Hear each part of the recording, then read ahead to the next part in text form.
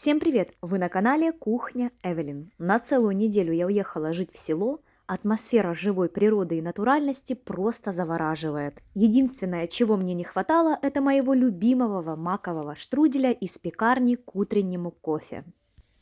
Поэтому сегодня мы приготовим из натуральных домашних продуктов настоящий маковый штрудель-рулет, тот самый из пекарни. Все продукты для его приготовления буду использовать самые натуральные: домашние яйца, козье молоко и сливочное масло.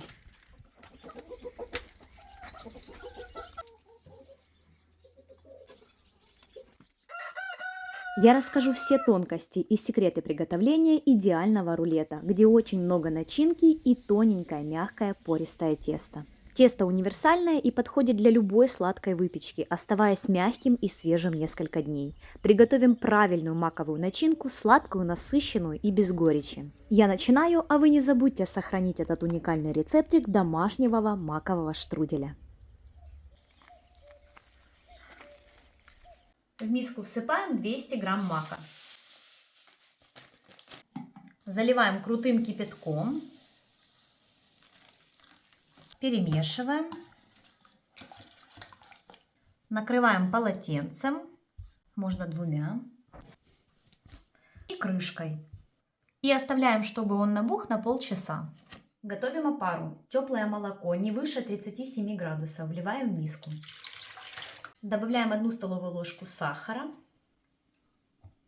и 30 граммов живых прессованных дрожжей. Сухих берите 10 граммов.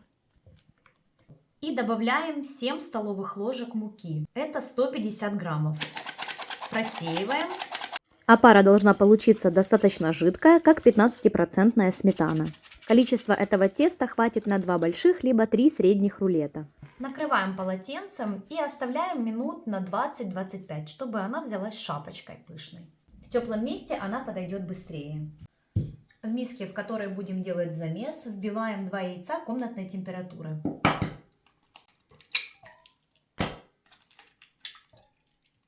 Всыпаем 150 граммов сахара и 1 пакетик ванильного сахара, пол чайной ложки соли и 60 мл растительного масла, рафинированного без запаха. Все тщательно перемешиваем венчиком до однородности. До вот такого вот побеления. За это время опара очень хорошо подошла, взялась пышной шапочкой, и вливаем ее в яичную смесь. Соединяем опару с яичной смесью.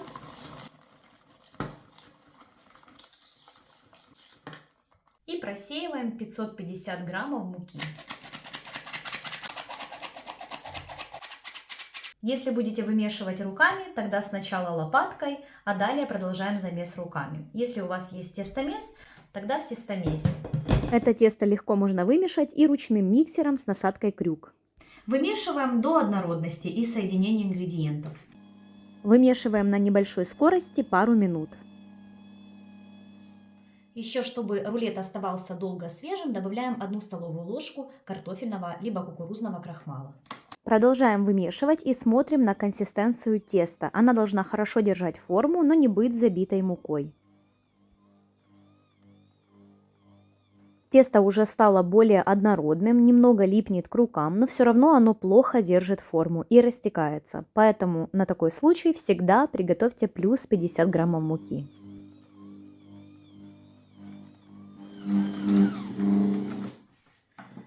Через 5 минут, когда тесто хорошо уже объединилось, и руками, и тестомесом нужно вымешать примерно 5 минут, тогда уже тесто не липнет к рукам, однородное, держит форму. Можно добавлять сливочное масло, 50 граммов.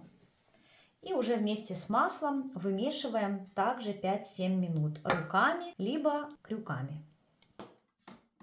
Масло должно хорошо и постепенно вмешаться в тесто. Вымешиваю на небольших оборотах, 2 и 3 скорость из 7 скоростей.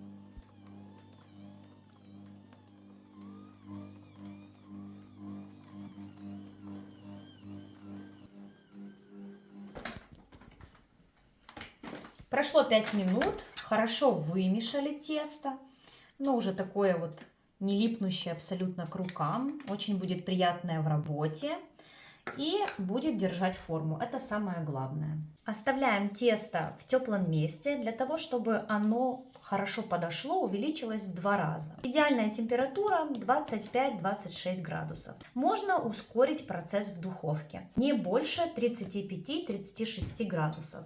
Можно даже подогреть теплой водичкой, поставить в духовку. Таким образом мы ускорим процесс расстойки.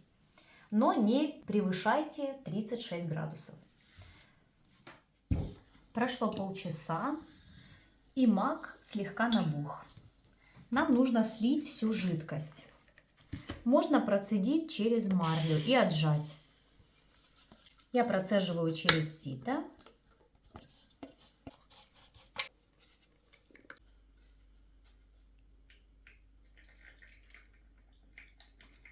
Для того, чтобы окончательно убрать всю влажность с мака, можно еще выложить его на бумажное полотенце. Но я уже не буду, потому что я буду проваривать с молоком до испарения всей влажности. Пересыпаем в кастрюлю и вливаем в мак 170 мл молока. Далее нам понадобится сахар. Можно взять сахар весь, а можно половину медом, половину сахаром. Сахара берем 100 граммов, но если пополам, тогда по 50 граммов сахара и меда. Всыпаем сахар и перемешиваем. Ставим на небольшой огонь и выпариваем всю жидкость с мака. Постоянно помешиваем, чтобы не пригорел. На небольшом огне и так, пока не останется всей влажности. Жидкость уже почти выпарилась. Но еще продолжаем варить, пока ее почти не будет. Мак варился примерно 50 минут на небольшом огне, и периодически я его помешивала. Но в конце перемешивать его нужно почти постоянно. Все, молоко уже полностью выпарилось. Выключаем огонь и убираем кастрюлю с плиты. Так, мак хорошо проварили, выпарили всю жидкость. Добавляем 20 граммов сливочного масла и 1 пакетик ванильного сахара. Если вы использовали, как я говорила, 50 на 50 сахар и мед, то мед добавляем только сейчас. Дальше взбиваем блендером очень хорошо, чтобы оно стало такой однородной красивой массой. Но можно и пропустить через мясорубку.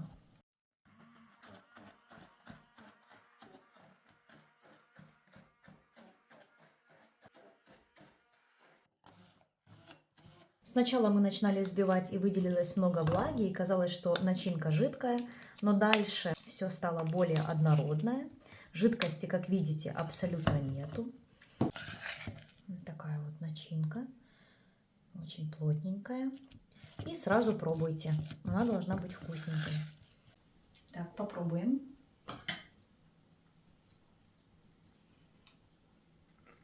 Вот все, начиночка вкусная, мягенькая, сладенькая, значит, можно продолжать готовить.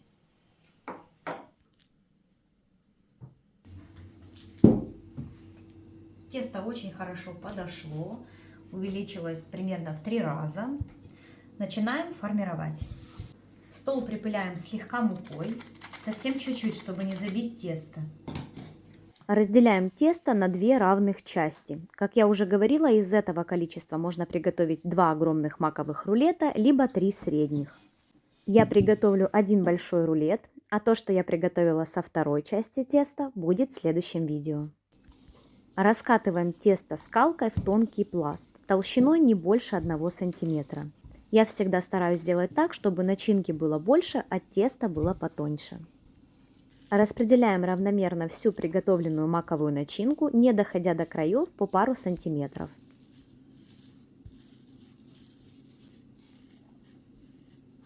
Сворачиваем в плотный рулет. Здесь можно отметить, что тесто очень удобное и легкое в работе, ничего не липнет и все очень эластично и мягко. Все края аккуратно и плотно защипываем. Кладем рулет на противень с пергаментом, обязательно швом вниз.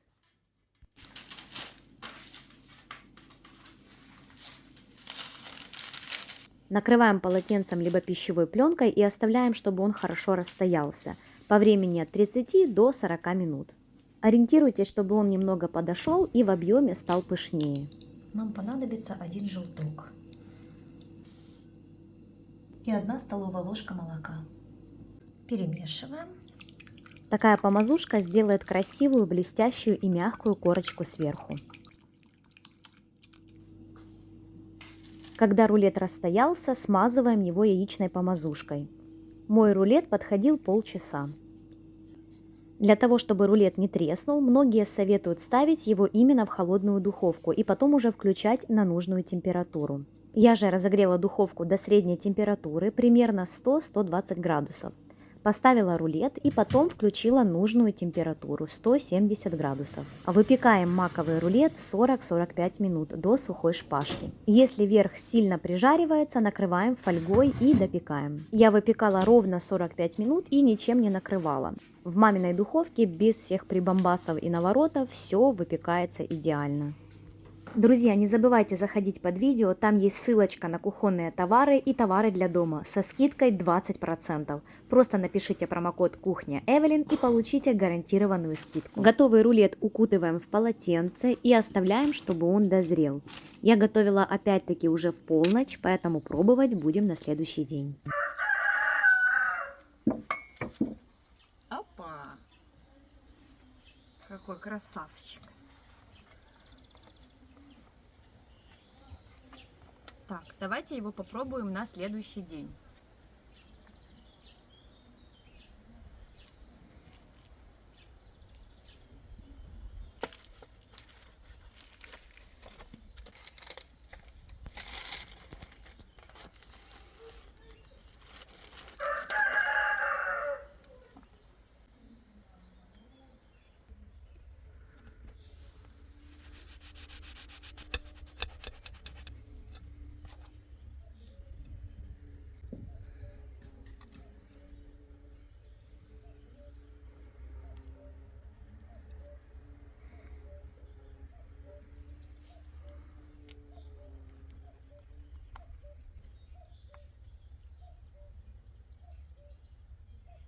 Так, ну что, давайте попробуем готовый маковый, вот такой огромный, красивенный рулет.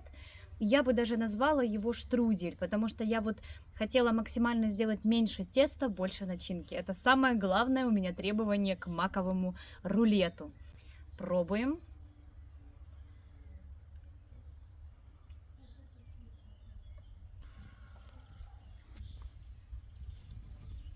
Так, все, я попробовала. Я уже пробую на второй день. Когда вы выпекаете, накрывайте после выпечки, сразу его укутайте полотенцем и дайте ему дозреть. То есть он должен как бы слегка остыть в таком вот укутанном состоянии. И потом уже можете подавать к столу. Но мы приготовили уже ближе к 12 ночи. Мы его укутали, и на следующий день вот вы видите результат. Он очень мягусенький, ну очень мягусенький на следующий день. Самое интересное это то, что по вкусу он действительно похож на штрудель, который я покупаю в пекарне за очень немаленькие деньги. Там очень много мака и очень мало теста. Я обожаю вот такие вот штрудели. Это самое вкусное, что можно вот придумать с маком. Посмотрите, какая пористость есть у теста, которое сохраняет свою мягкость и свежесть даже на второй день. Это очень важно. Какая корочка мягенькая, какое оно все аппетитное. Из такого теста мы уже готовили булочки по типу синнабонов, только маковые булочки с кремом заварным. Тоже посмотрите видео, там они шикарные получились. Но вот кто любит рулеты, этот рецепт, это очень рабочий рецепт и теста, и начинки. И, как я говорю, выпекать, вот если будете следовать всем советам по выпечке, он у вас не треснет. Ни одной трещинки, он идеальный. Мало того, какая получилась аппетитная корочка, вот эта вот она мягенькая. Всем спасибо, кто смотрел меня до конца. Обязательно приготовьте вот такой вот шикарный маковый штрудель, маковый рулет, называйте как вам нравится, но это просто вкуснятина настоящая. Обязательно напишите в комментариях, понравился ли вам рецепт, любите ли вы маковые рулеты и штрудели, и будете ли вы готовить по такому рецепту. Всем спасибо и до новых встреч. Пока! Пап, рулетик надо попробовать. Рулетик, штрудель маковий, рулет. Смотри какой. А що штрудель? Що це за слово таке? валивается. Вот я что-то среднее между штруделем и рулетом сделала такое. Пробуем маковий рулета-штрудель. Тут уже багато. Багато, я маю на увазі А можна самого казати уже? рулета. Так, папулечка, тебе. Давай, а ну пробуй. Прости меня, но я сорвала у тебя один макусик. Маку. Такое продавали раньше в магазине. Вкусненько, все А ти вкусненько. з магазину їла? Да. Ти Ми не сама пекли. пекла. Ну це я вже пекла. А в дитинстві моєму тільки купляли. А як це таке Ну. купляли? Багаті, що ли, були? Ну, раніше реально все, що купляєш, то ти багатий. Ну, я не знаю, де брали макову начинку, так не продавалося. Начинку я сама приготовила. Это начинка, она О! варит. Брысь, пошел вон! Где? Уже завіснув туди муха. Вкусненько. Мені сімабони. І булочки можна пекти з любой Булочки. начинкой. Любой начинкой Да. можно испечь. Ну, мне нравится. Все вкусненько. Хорошо начиночки. Знаешь, не шукаешь ее. А О. вот Хороша. Класс, хорошая. все, Все? да. Приятно, конечно, и на стол поставить, порезать. Да, вот такой Да. вот, знаешь, я вообще Да. просто вот удобно одним целым вот так вот выпекается. Плюс весь вкус, вот это все внутри, оно, знаешь, в Мгм, одном, мгм, оно мгм. целостно, оно же не треснутое, Да, да. посмотри. Он нигде не Красиво треснул, он вообще. идеальненький такой. Да, да. Вообще красиво порезать на стол к Красивенький, чаю. просто Надо красивенький. угостить. Да, кого? Соседку надо угостить. Она ж у меня все пробует. Ну давай позовем соседку. Позовешь? Я позвоню ей. Ну давай.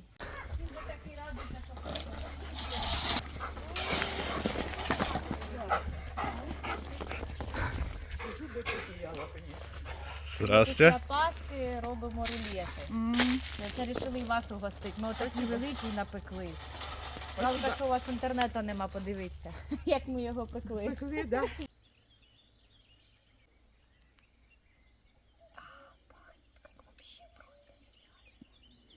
Почему ты шепчешь? Я? Да?